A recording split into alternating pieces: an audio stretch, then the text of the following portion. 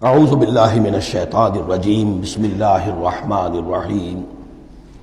یہ جو دوسرا رکوع ہے اس سورہ مبارکہ کا، سورة الحاقة کا، یہ اس اعتبار سے کہ اس کی بڑی گہری مشابہت ہے سورہ واقعہ کے آخری آیات سے۔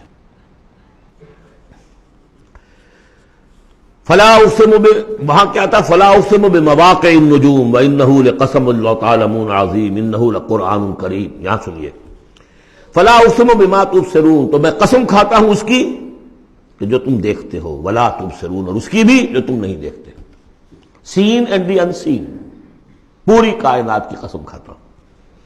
انہ لقول رسول کریم، یہ قرآن قول ہے رسول کریم کا، محمد صلی اللہ علیہ وسلم کی زبان سے نکل رہا ہے، اس لیے قول رسول، اور جبرائیل کی طرف سے آیا ہے تو قول رسول امین، لیکن حقیقت میں ہے کلام اللہ کا، اللہ کا کلام جو پھر جبریل سے سنا محمد نے تو قول جبرائیل ہوا، اور محمد کی زبان مبارک سے اور دہن مبارک سے ادا ہوا لوگوں کے لیے، یہ قول رسول ہے۔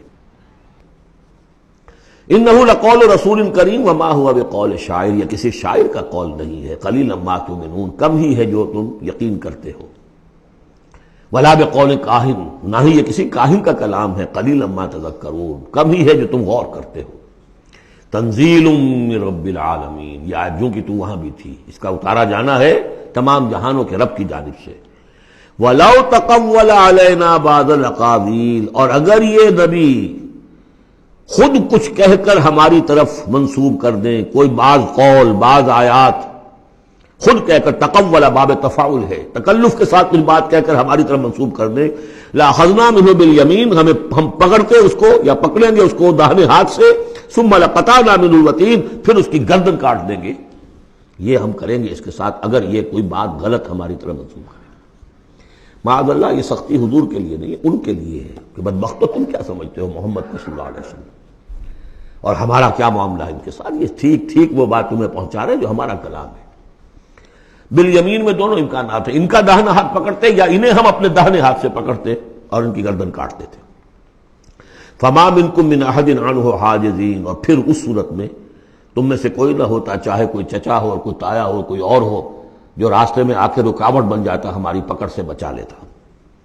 وَإِنَّهُ لَتَذْكِرَةٌ لِّلْمُتَّقِينَ، اور یقیناً یہ تو ایک یاد دہانی ہے، نصیحت ہے متقین کے لیے، جن کے دلوں میں کچھ تقویٰ ہے، کچھ انسانیت ابھی زندہ ہے، کچھ اخلاقی حس ہے، کچھ نیکی بدی کی تمیز باقی ہے، ان کے لیے تذکرہ ہے۔